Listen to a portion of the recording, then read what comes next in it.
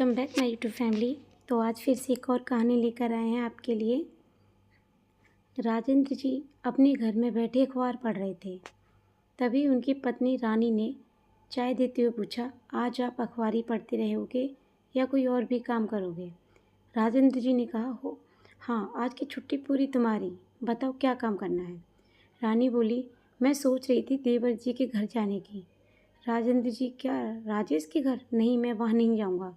तुम जानती नहीं, अपना हिस्सा मांगने के लिए उसने कितनी बेइज्जती की थी हमारी। पापा के मरते ही उससे हिस्सा लेने की इतनी जल्दी थी कि 13वीं तक भी नहीं रुका, पहले ही लड़ाई झगड़ा शुरू कर दिया। रानी ने कहा, वो सब तो ठीक है, लेकिन इस बात को 5-6 साल हो गए हैं। राजेंद्र जी, तो इन सालों में वो एक बार भी हमसे मिलने आया था? कभी फ़ोन पर बात की? वैसे आज अचानक वहाँ जाने की जिद क्यों कर रही हो? रानी ने कहा, कुछ नहीं, बस ऐसे ही। राजेंद्र जी बोले, मैं तुम्हें जानता हूँ, तुम कोई काम ऐसे ही नहीं करती। सच सच बताओ, क्या बात है? रानी बोली, कल मुझे बाज़ार में उनकी काम वाली मिली थी। वह बता रही थी कि अपनी पायल को कोई बड़ी बीमारी हो गई है। हर महीने उसे लेकर दिल्ली इलाज कराने जाते हैं और कुछ दिन रुक कर आते हैं। राजेंद्र जी बोले, क्या हुआ पायल को? रानी ने बताया, काम वाली को कुछ ज़्यादा नहीं पता था। वो तो कह रही थी कि सारा पैसा बेटी की बीमारी में लग गया, अब तो मकान बेचने की नौबत आ गई है। मुझे भी कह दिया है कि कहीं और काम ढूंढ लो। यह सुनकर राजेंद्र जी असहज हो गए। राजेंद्र जी बोले, इतना नालायक है, कुछ बता नहीं सकता। चलो, अच्छे मैंने से बुरे समय में तो खबर दे सकता है, पर उसकी तो नाक कट जाएगी मदद मांगने में। रानी ने कहा, मैं तो कहती हूँ छोड़ दो पुरानी बातें, चलो एक बार मिल आते हैं। वो बोले, ठीक है, तुम तैयार हो, मैं गाड़ी निकालता हूँ। दोनों राजेश के घर पहुँच जाते हैं। रानी घर की बेल बजाती है। राजेंद्र जी पीछे खड़े थे। सोनिया ने गेट खोला। रानी और राजेंद्र जी को सामने देखकर सकपका गई। उसकी आंखें झलक गई। वो देखती रह गई, फिर बोली, दीदी आप, कहकर गले लगकर रोने लगी। रानी, अरे रो क्यों रही हो? देख, तेरे भैया भी आए हैं। सोनिया अपने को संभालती हुए राजेंद्र जी के पैर छूती है। दोनों को अंदर लेकर आती है। अंदर आते दोनों हैरान रह जाते हैं। घर का आधे से ज़्यादा सामान गायब था। ड्राइंग रूम में जहाँ शानदार सोफ़ा पड़ा होता था, वहाँ 2 प्लास्टिक की कुर्सी पड़ी थी। दोनों बैठ जाते हैं। राजेंद्र जी ने सोनिया से पूछते हैं, राजेश कहाँ है सोनिया? सोनिया ने कहा, जी वो काम पर गए हैं, मैं अभी फ़ोन करती हूँ, आ जाएंगे। सोनिया दोनों के लिए पानी लाती है, फिर किचन में चाय बनाने जाती है। रानी उसके पीछे पीछे किचन में चली जाती है। किचन का हाल देखकर उसे बहुत बुरा लगता है। बड़ा सा फ्रिज, सब सामान गायब था। रानी पूछती है, पायल कहाँ है? क्या हुआ उसे? मैंने सुना उसकी तबीयत ठीक नहीं है। अब रानी फूट फूट कर रोने लगी। सोनिया, दीदी पायल को कैंसर हो गया है। न जाने हमारे कौन से कर्मों की सज़ा हमें मिल रही है। दिल्ली से इलाज चल रहा है, सारी जमा पूंजी लगा चुके हैं, घर का सामान भी बेचकर उसका इलाज करा रहे हैं। अब सोच रहे हैं इस मकान को बेचकर दिल्ली में कहीं किराए पर चले जाएं। रानी की आंखों से भी आंसू बह रहे थे। रानी बोली, इतना सब कुछ हो गया, हमें बता नहीं सकती थी? इतना पराया कर दिया तुम लोगों ने हमें। सोनिया बोली, नहीं दीदी, मैंने तो कई बार इनसे कहा। ये बोले, क्या मुँह लेकर जाऊँ भैया के पास, पहले ही उनकी बहुत बेइज्जती कर चुका हूँ। रानी बोली, हम घर वाले हैं, कोई रिश्तेदार नहीं। अच्छे में न सही, बुरे वक्त में तो इकट्ठे हो सकते हैं। चिंता मत कर, सब ठीक हो जाएगा। सोनिया आंसू पोंछकर चाय बनाने लगी। तभी गेट की घंटी बजी। सोनिया ने गेट खोला। राजेश ने अंदर आकर राजेंद्र जी के पैर छुए। उसे देखकर राजेंद्र जी अंदर तक हिल गए। जिसके चेहरे से हमेशा तेज टपकता था, शानदार कपड़े पहने, बुलेट पर घूमने वाला उनका भाई, आज उसे पहचानना मुश्किल हो रहा था। पीला पड़ा चेहरा, बालों में सफ़ेदी छलकने लगी थी। राजेंद्र जी बोले, क्या हाल बना रखा है? इतना कुछ हो गया, मुझे बता नहीं सकता था?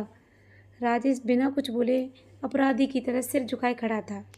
उसकी आंखें नम थीं। फिर रानी ने कहा, देवर जी, आपने हमें पराया कर दिया, ऐसी भी क्या नाराज़गी? राजेश ने भाभी के पैर छुए और बोला, नहीं भाभी, ऐसी बात नहीं है, हिम्मत नहीं पड़ रही थी आप लोगों के सामने जाने की। जो मैंने आपके साथ किया, शायद उसकी सज़ा मिल रही है। राजेंद्र जी बोले, नालायक, हमेशा उल्टी बातें ही करता है। बचपन में तो हर बात अपने भाई को बताता था, आज क्या हो गया? राजेश रोने लगा और राजेंद्र जी के गले लग गया। राजेंद्र जी की भी आंखों में आंसू आ गए। रानी और सोनिया भी रोने लगी। फिर राजेंद्र जी बोले, चल कोई बात नहीं, ये बता पायल कहाँ है? सोनिया बोली, भैया अंदर के कमरे में दवा खाकर सो रही है, मैं अभी जगाती हूँ। उसे। राजेंद्र जी ने कहा नहीं, आराम करने दे उसे, और बोले चिंता मत कर, मैं देखता हूँ, तो उसकी सारी रिपोर्ट की कॉपी मुझे दे। तभी रानी बोली ये मकान बेचकर दिल्ली जाने की सोच रहे हैं। तो राजेंद्र जी बोले नहीं, मकान नहीं बिकेगा, मैं सब संभाल लूँगा, तेरा दिल्ली में रहने का इंतज़ाम भी हो जाएगा। राजेश बोला भैया मुझे माफ़ कर दीजिए, मैंने आपके साथ बहुत गलत किया। तभी सोनिया चाय लेकर आई। सबने मिलकर चाय पी। सोनिया बोली पायल जग गई है। पायल के कमरे में पहुंचकर सामने पलंग पर कमजोर सी लड़की, आंखों में गड्ढे, मुरझाया चेहरा, सबको देख रही थी। राजेंद्र जी बोले तू ठीक हो जा, फिर तुझे हम अपने घर ले जाएंगे। सबसे मिलकर दोनों घर की ओर चल दिए। घर पहुंचकर राजेंद्र जी गहरे सोच में डूब गए। राजेंद्र जी पायल की रिपोर्ट लेकर अपने डॉक्टर से बात करते हैं। वह उन्हें एक स्पेशलिस्ट से मिलवाता है। एक सप्ताह बाद वे दोनों राजेश के घर पहुंच जाते हैं। राजेंद्र जी बोले सुन, मैंने सारा इंतजाम कर दिया है, पायल का इलाज सबसे बड़े अस्पताल में होगा। भगवान ने चाहा तो जल्दी ही वह ठीक हो जाएगी। सरकारी हॉस्पिटल के भरोसे कुछ नहीं हो पाएगा। तो राजेश बोला लेकिन भैया उसमें तो बहुत खर्च आएगा। राजेंद्र जी एक बैग उसके आगे सरकार का बोले ये 50 लाख हैं, मैंने गांव की ज़मीन बेच दी। राजेश और उसकी पत्नी की आंखों से टप टप आंसू बह रहे थे। राजेश बोला भैया आपने ये क्या किया, मैं तो अपना हिस्सा पहले ही बेच चुका हूँ, अब आपने भी अपना हिस्सा बेच दिया। राजेंद्र जी बोले जब बात अपने बच्चों की हो तो सब कुछ फीका लगता है। तू जाने की तैयारी कर, मैंने वहाँ रहने का भी इंतज़ाम कर दिया है।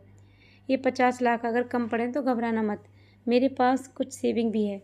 6 महीने के इलाज के बाद पायल ठीक हो गई। आज पायल घर आ रही थी। राजेंद्र जी और उनकी पत्नी ने पूरा घर फूलों से सजाया। पायल जैसे ही घर आई उसका जोरदार स्वागत किया। राजेश और उसकी पत्नी जैसे ही घर के अंदर आई वे चौंक गए। पूरा घर बिल्कुल नया लग रहा था, जैसे अभी अभी पेंट किया है। नए सोफे, सब पहले जैसा था। राजेश रोते हुए अपने भाई के गले लग गया। राजेंद्र जी बोले मैंने कहा था ना सब ठीक हो जाएगा। सोनिया बोली भाभी आपने ये सब क्यों कर दिया, आपका कर्ज हम कैसे चुकाएंगे। रानी बोली पागल, घर वालों पर कोई कर्ज नहीं होता, हमारे रहते तुम कष्ट उठाओ ये भी तो नहीं हो सकता। तभी वहाँ उनकी काम वाली आ गई।